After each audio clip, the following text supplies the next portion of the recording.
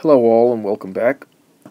Today we begin Chapter 5, which begins to give us some idea of how we use derivatives. This is assignment 18. And we want to begin by talking about max and mins and the difference between a global or absolute and a local or relative max and min. You probably have a pretty good idea of what this is, and I can illustrate with a very simple little graph. So let's look at something like this, and we'll call this point P, and we'll call this point Q, and up here we'll call this R. Now, one of the things to notice on this graph is that there is no absolute min. We can say that P and R are relative maxes, and we can say that R is an absolute max, and we can say that Q is a relative min. There. So that probably gives you a pretty good idea of understanding what absolute and relative maxes and mins are. We'll move on now and actually introduce or discuss the formal definition. So here is the formal definition of what it means to be an absolute max or an absolute min. And probably the most important thing to point out here is that for example, the absolute max doesn't have to be greater than all other values of f of x. Simply greater than or equal to. And that's a really important idea. The same idea with the min. So one of the questions that always gets students at the beginning is if I consider a constant function such as f of x equals c, well then c, the y value, c, is not only the absolute max over all real numbers, but it's also the absolute min, because c is greater than or equal to all other values of f of x, and similarly c is less than or equal to all other values of f of x. So it's that equal part that is really important to keep track of in this definition. So here we have the definition of relative max and local min or relative min. And it's important again to notice, as before, the equal sign.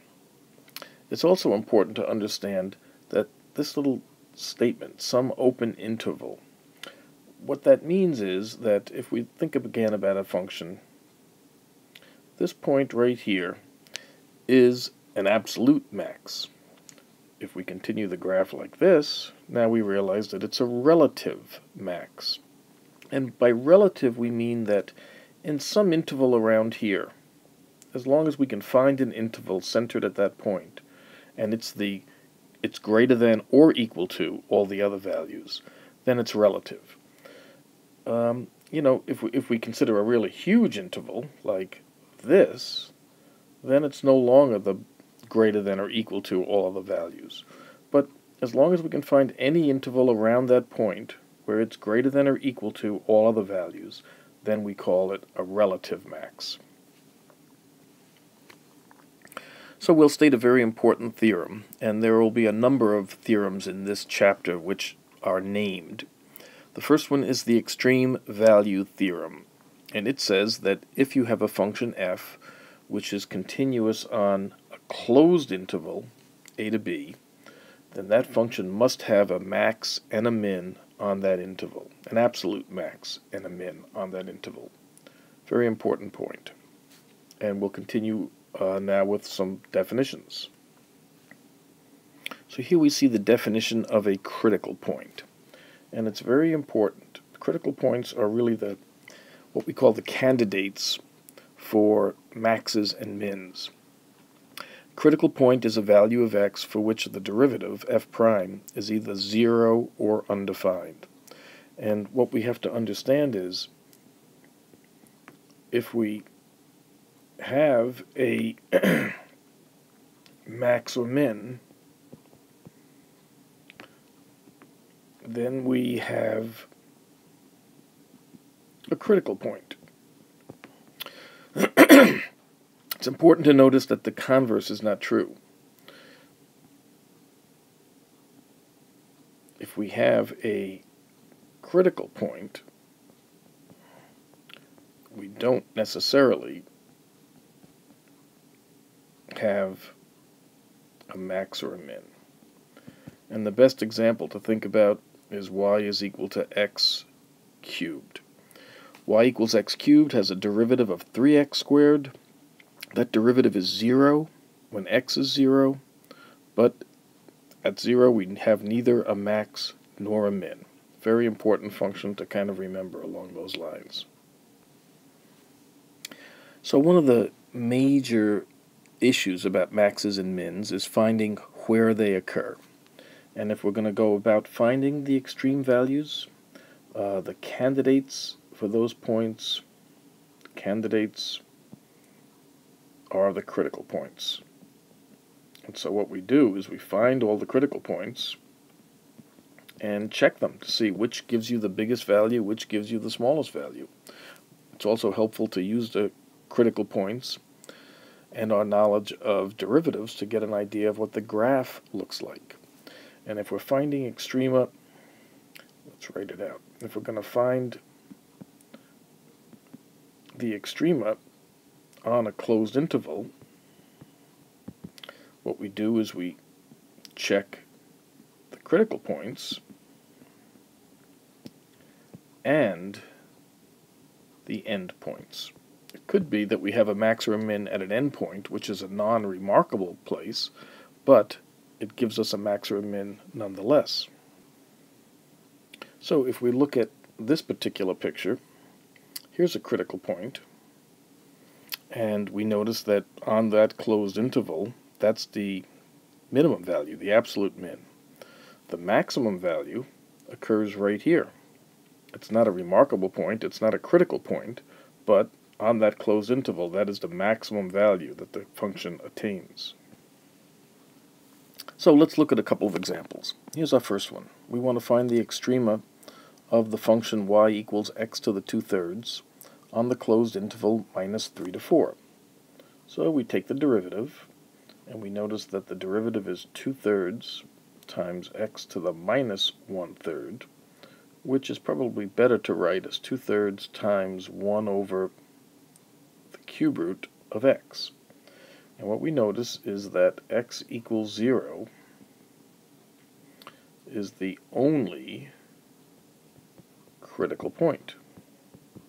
There's no places where the derivative is 0, but at x equals 0, the derivative is undefined.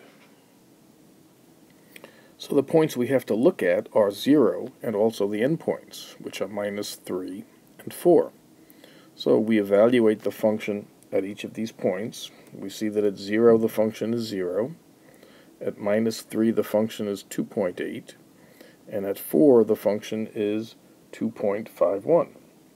So therefore we conclude that 0 is the min, silly me, and 2.51 is the max. And that's all she wrote for that problem. So here's our last example to find the extrema of this rather complicated looking quadratic function. So we proceed by taking the derivative, and the derivative will be 1/2 times that whole expression to the minus 1/2, which we write like this, 3 plus 2x minus x squared, times the derivative of the innermost expression, which will be 2x, which will be 2 minus 2x.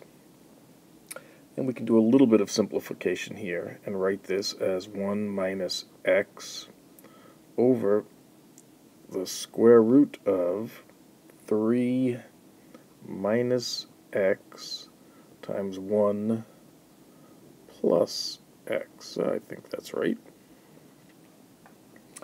So what are our critical points? Critical points are places where the derivative is either 0, which is x equals 1, or undefined, which is x is equal to 3 and x equals minus 1. So those are the critical points. And so what we now look at is what is y of minus 1, and we see that's 0. What is y of 1, and we can figure out that that's 2. And finally, what is y of 3, and that'll be 0. So therefore, we want to ask the question, what's the max, what's the min? So therefore, given this information, we say that 0 is the min, and 2 is the max. And one final piece of information. When we're asking about a min or a max, we're talking about y values. We might be interested in where those y values occur. For example, the minimum value of 0 occurs when x is minus 1. But generally, when you're asked for a max or a min, it's a y value, it's a function value that you're looking for. So there we are with section 5.1. See you next time for section 5.2. Have a good day.